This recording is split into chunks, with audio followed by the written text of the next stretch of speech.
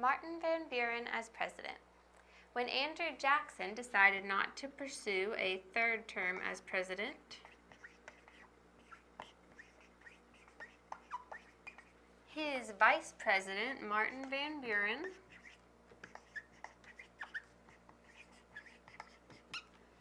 ran and won, defeating a group of challengers, including the Whig candidate, William Henry Harrison. So, Andrew Jackson decided not to run for a third term.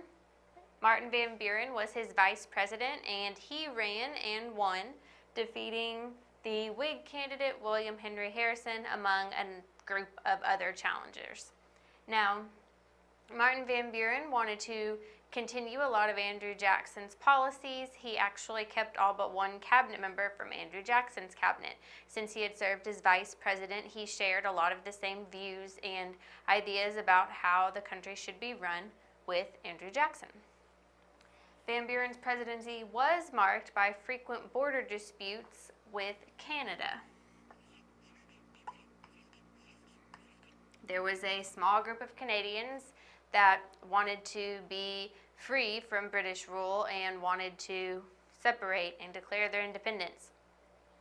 They tried to break away, and when that failed, they retreated into America, right across the border. And upon that happening, the Americans sold them some weapons and were trying to kind of help them in their fight for independence.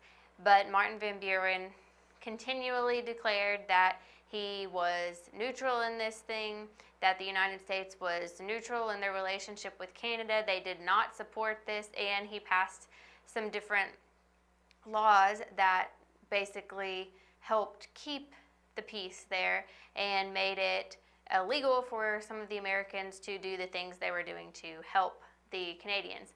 So Martin Van Buren really tried to keep peace at all costs. He didn't want to have any big fight with Canada. He didn't want to have any big fight with any of the foreign powers, not with Britain, who controlled Canada, not with Mexico, along down by where we had where Texas was. So Martin Van Buren really pushed for peace and neutrality during his term. He did not want any kind of problems with foreign countries during his term. Also, Van Buren suffered through the Panic of 1837. Like in 1819, this was caused by over-speculation in the West. So the Panic of 1819 was caused by over-speculation in the West. The Panic of 1837 was caused in much the same way. In the 1836 specie circular, specie being a type of currency, Jackson declared that all land bought from the government must be paid for in gold coins. Now, not that many people had gold coins easily accessible, so because gold was hard to come by, many people lost their property. And this is where the panic set in. They bought these lands, they put in some money, but they couldn't come up with the rest of the gold because the gold was not very easy to come by. And so then the people lost their property. Further economic problems were created by overspending on infrastructure in many states. Now, one of the results of Van Buren's handling of the situation was that it became acceptable for the president to influence how much money was in circulation.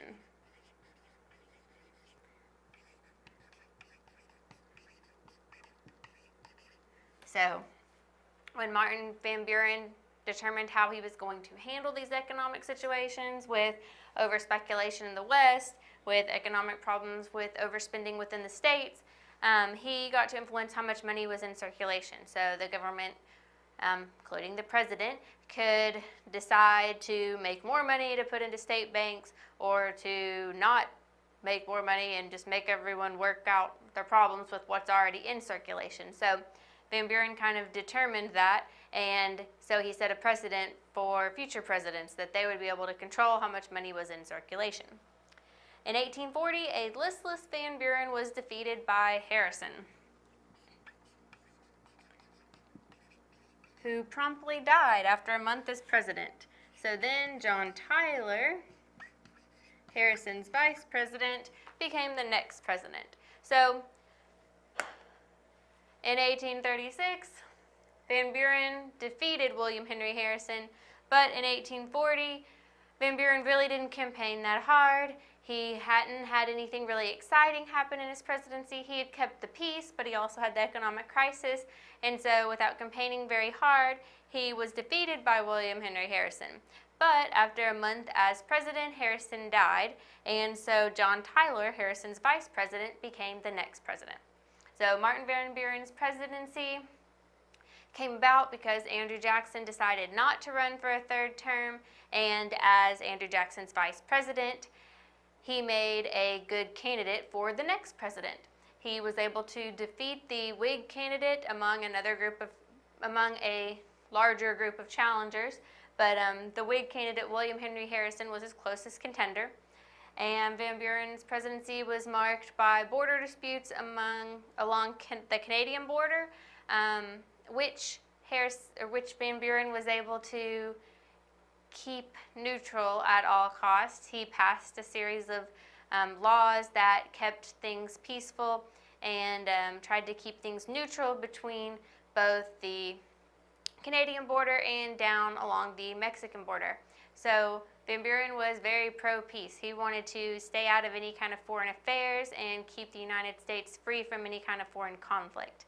He also had his presidency marked by the Panic of 1837 and other economic troubles. So the Panic of 1837 was when a lot of people lost their property out in the West because any land sold by the government had to be paid for with gold coins, which people didn't really have on hand. So a lot of people lost property there over speculating in the West, and then there was overspending on infrastructure within the states. Now, Van Buren's handling of these situations led to the precedent for the president being able to decide how much money was in circulation. After Van Buren's one term, he didn't campaign very hard and was defeated by Harrison. Interestingly, Van Buren did run for president in another 3 elections, but he was never able to become president again. So this ended up being his one term as president. To find out more about how to ace your test and get more practice for your test, click the study guide. Learn why Mometrix is the best and smartest decision you could make for your test prep choice. We have done all the work cutting through the fluff to give you what you need to perform well on your exam. Click the study guide to get started now. And thank you for watching and learning with us.